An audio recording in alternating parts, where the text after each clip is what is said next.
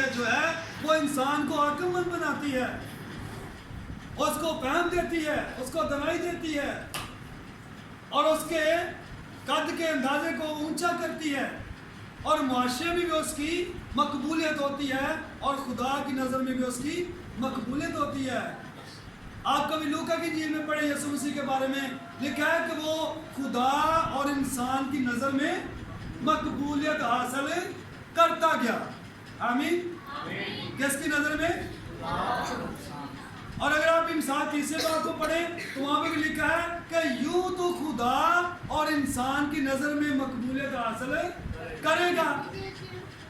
تو آج تو یہ پھر سارا میسج نصیحت کا ان کی طرف ہی جاتا ہے، اور جن کے پاس اولاد پہلے ہے ان کے لیے بھی یہی میسج ہے کہ کیا ہم اپنے بچوں کی پرورش، اپنے بچوں کی نصیحت، اپنے بچوں کی تربیت خدا کے کلام کے مطابق کرتے ہیں؟ کیونکہ خدا کا کلام کیا کہتا ہے؟ خدا کا کلام کہتا ہے جو آئین، جو احکام، جو حکم میں تجھے دیتا ہوں وہ تو اپنی اولاد کے ذہن نشین کرنا۔ کیا کرنا؟ وہ سارے آئین، وہ ساری باتیں اپنے بچوں کے ذہن نشین کرنا، تاکہ جیسے جیسے یہ قد و قامت میں بڑھتے جائیں ویسے ویسے یہ خدا کی پہچان میں بھی بڑھتے جائیں، کیونکہ اپنے بچوں کو یسوع دینا بہت ہی ضروری ہے۔ ان کو یسوع مسیح کے پاس لانا بہت ضروری ہے، کیونکہ یسوع مسیح کے اور ہمارے باپ کی طرف سے یہ خاص بلیسنگ ہے۔ اس لیے تو وہ کہتا ہے کہ بچوں کو میرے پاس آنے دو، ان کو منع نہ کرو، یہ بچے میرے ہیں۔ تمہارا کام ہے مختاری سار انجام دینا، تمہارا کام ہے ذمہ داری سار انجام دینا، اور جو کچھ میں نے کلام اقدس میں لکھوا دیا ہے ان کے مطابق گھرانے کو تیار کرنا۔ آمین۔ اور یہ لازم و واجب بات ہے پیرنٹس کے لیے کہ وہ خدا کے کلام کی ایک بھی بات کو مٹی میں ملنے نہ دیں۔ انہوں نے بڑی خوبصورت پرورش کی اپنے بچے کی، کیونکہ اس نے کیسے مانگا تھا؟ خدا سے۔ بولے بولے کیسے مانگا تھا؟ خدا سے مانگا تھا، اور اس نے خدا کے آئین کے مطابق اس کی پرورش کی، اور بڑا خوبصورت خدا نے اس کو بیٹا دیا سمویل۔ وہ کہتے ہیں مجھے خدا نے دیا، میں نے بھی اس کو دے دیا۔ اور خدا کا بندہ میرے جو الیکا ہے وہ کہتا ہے تو نے خدا کو قرض دیا، خدا اس کے عوض تجھے اور برکت دے۔ آمین۔ کوئی آج یہاں پہ ہے جو اپنے بچے کو قرض کے طور پر خدا کو دے دے، اپنا بچہ خدا کو دے دے؟ دیکھیں ایک لیک ہے ہمارے پاس، ہم خدا سے بچے مانگتے ہیں اور جب وہ دیتا ہے تو ہم اس کو دیتے نہیں ہیں۔ کتنی مشکل بات ہے۔ اب دیکھیں اس میں بھی ایک کہانی ہمیں سامنے ملتی ہے، ایک واقعہ ملتا ہے خدا کے عظیم ایمانداروں کے باپ کا، ابراہیم کا۔ اس کو بیٹا کس نے دیا؟ تو مانگا کس نے؟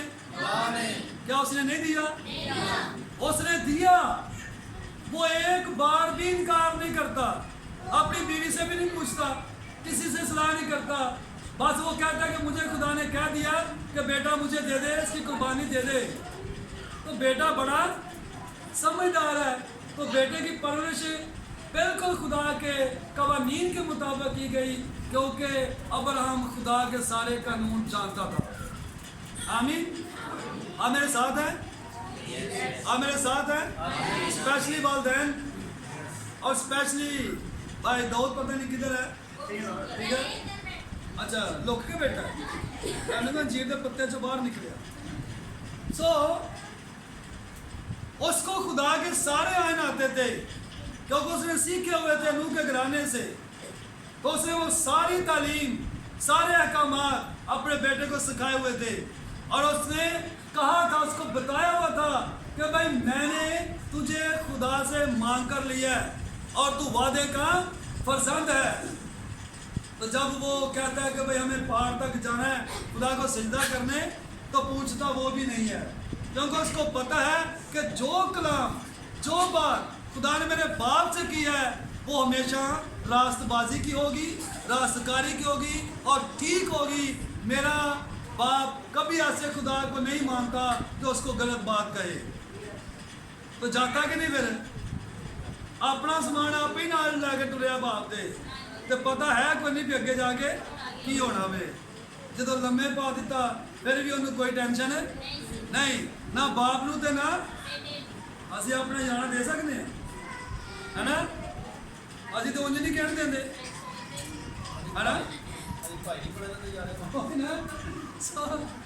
تو کہنے کا مطلب یہ ہے کیا ہمارے خاندانوں میں وہ کلام پورا ہو رہا ہے جو خدا کے کلام میں لکھا ہے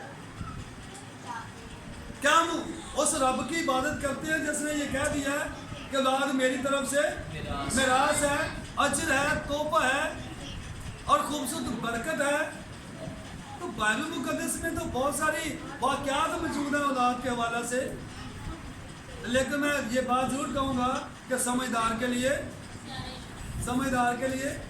اشارہ ہی کافی ہے نا تھوڑی باتیں بھی سن کے بندہ عمل کر سکتا ہے زیادہ باتیں سن کر ہم لوگ عمل ہے کل اس کا کہا 10,000 باتیں کہنے سے 5 ہی کہنا بہتر ہے تاکہ کسی کو سمجھ آ جائے آمین تو سوری نوح کا مصنف کیا کہتا ہے وہ کیا کہتا ہے وہ کہتا ہے کہ اٹھ رات کے پیروں کے شروع میں اٹھ رات کے پیروں کے شروع میں اپنے دستے دعا بلند کر کیا بلند کر دستے دعا بلند کر اور پانی کی طرح اپنے دل کو خدا کی حضوری میں انڈیل دے اور آگے جا کے لکھا ہے کس کے لیے آگے جا کے لکھا ہے اپنے بچوں کی زندگی کے لیے اپنے بچوں کی بھائی اگر تو ان کی زندگی چاہتا ہے اگر تو ان کو خدا کے بچے سمجھتا ہے اگر تو مختار ہے اگر تو ذمہ دار ہے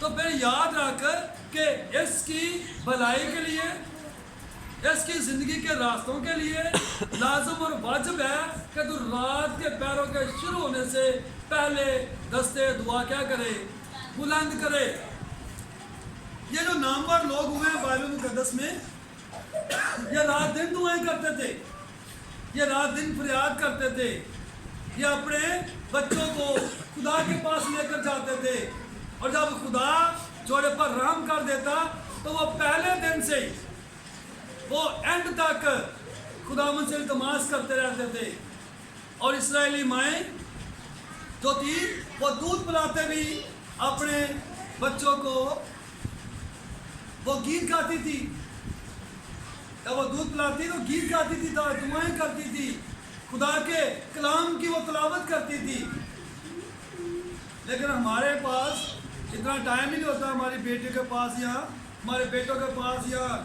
شوہر کے پاس یا بیوی کے پاس کہ وہ اتنا کام کر سکے ہم تو گیت نہیں گاتے ہم دعائیں نہیں کرتے ہمارے گھرانوں میں پرابلمز ہیں ہم کوئی اور چیزیں استعمال کرتے ہیں اور مجھے حزقیل کی کتاب کا ایک حوالہ یاد آتا ہے اس میں لکھا ہے کہ بچے میرے ہیں بچے اس میں لکھا ہے بچے میرے ہیں پر قربانی تو کس کے لیے دے رہے ہیں ان کی بال کے لیے اور آگے لکھا ہے کیا تیری یہ چھوٹی بدکاری ہے کہ بچے کدے نے بولو بولو بچے کدے نے تے خوشیاں کسے اور دیاں ہے نا میں اتوار نو شادی ایک سا بس بابا نو پتہ ہے اس فیملی کا تے اس برات میں ایک پادری بھی آیا سی ٹھیک ہے تیرا کہیے بھائی ہوں بس کرو ٹھیک ہے تھی منڈا بھی آنا ہے ماننے ہیں بھائی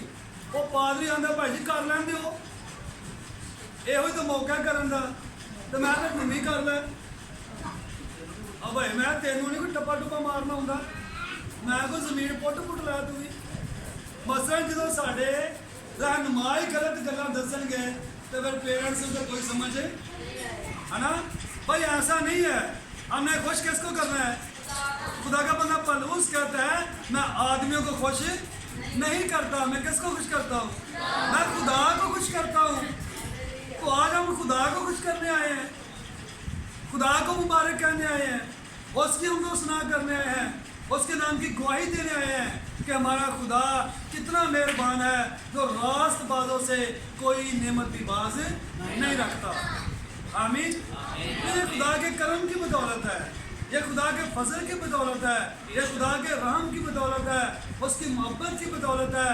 اگر یہ سب کچھ نہ ہوتا تو آج ہمارے پاس کچھ بھی نہ ہوتا.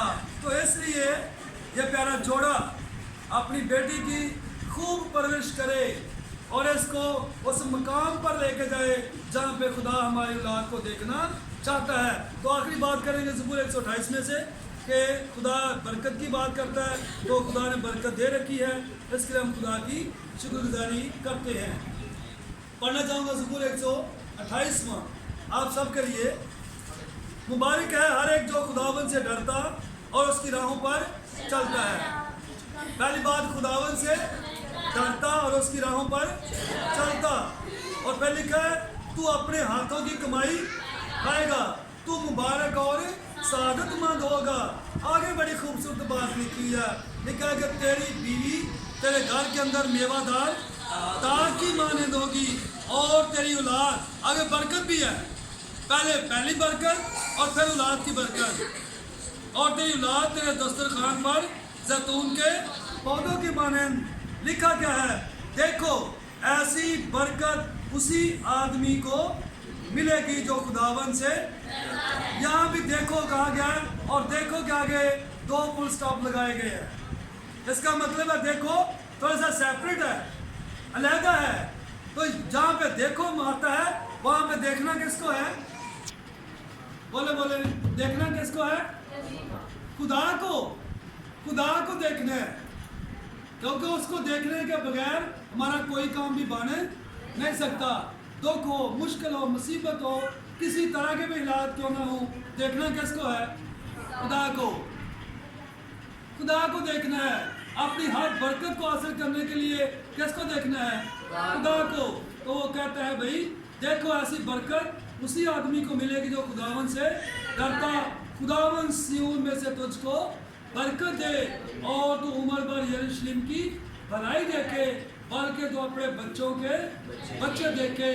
سارے مل کے کہیں اسرائیل کی سلامتی ہو. خداوند آپ سب کو برکت دے. آمین.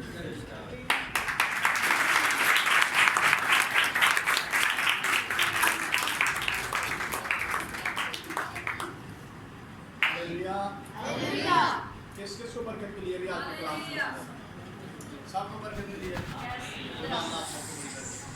اور زیادہ برکت ہے. اب آپ نے